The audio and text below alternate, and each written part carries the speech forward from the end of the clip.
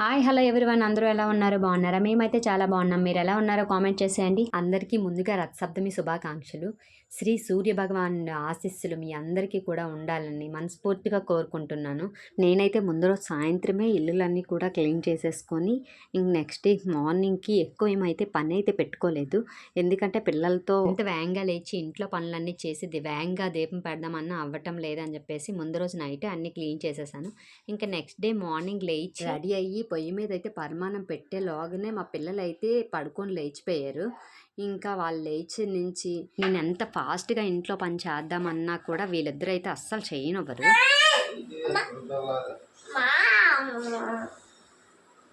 ఇంకా వాళ్ళిద్దరిని చూసుకుంటూ పరమాన్నం అయితే చేసేసాను. రథసప్తమి రోజు చేసుకున్న పరమాన్నం మనం డైలీ చేసుకున్న పరమాన్నంకి రథసప్తమి రోజు చేసిన పరమాన్నంకి చాలా వేరియేషన్ అనేది ఉంటుంది. మీరు ఎంతమంది గెస్ట్ చేశారో కామెంట్ చేయండి. ఇంకా ఈరోజు అయితే రేగుపళ్ళు జిల్లేడాకులు ఉంటాయి కదా, వాటితో పిల్లలకి కానీ ఎవరైనా పెద్దోళ్ళు కానీ వాటిలో వేసి స్నానం చేసుకోవడం వలన కొంచెం ఆరోగ్య సమస్యలకి దూరంగా ఉంటాయని చెప్పి అయితే విన్నాను. ఇంకా మా పిల్లలకైతే అదే విధంగా స్నానం అయితే చేసేసాను.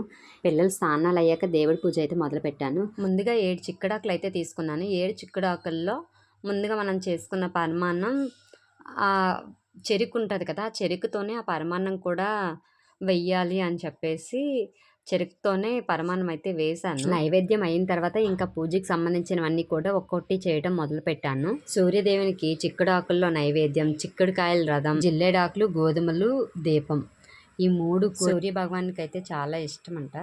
నేను కూడా అవన్నీ చేశాను. నాకైతే గోధుమలు అయితే ఎక్కడ దొరకలేదు. సో నేనైతే జిల్లేడాకులు పువ్వులతోనే దీపం అయితే వెలిగించేశాను. నేను దేవుడికి పూజ అంతా చేసిన తర్వాత మా పిల్లలు కూడా దేవుడికి అయితే పూజ అయితే చేశారు. మా పాప ఏ విధంగా పూజ అయితే చేస్తుందో మా బాబు కూడా అదే విధంగా పూజ చేయడం అయితే మొదలు పెట్టాడు. మా పాప ఫస్ట్ అయితే నించుని దండం పెట్టింది, వాడు కూడా అలానే చేశాడు. తర్వాత అయితే శాస్త్ర నమస్కారం చేసింది, వాడు కూడా శాస్త్ర నమస్కారం చేశాడు. ఇంకా నేనైతే సూర్య భగవాన్కి ఆగ్యం అయితే సమర్పించేశాను. ఈ ఆగ్యం సమర్పించడం వల్ల అనారోగ్య సమస్యలు కొంచెం దూరంగా ఉంటామని చెప్పైతే నేనైతే నమ్ముతాను. అందరూ సూర్యదేవుని పూజించండి, ఆరోగ్యంగా ఉండండి.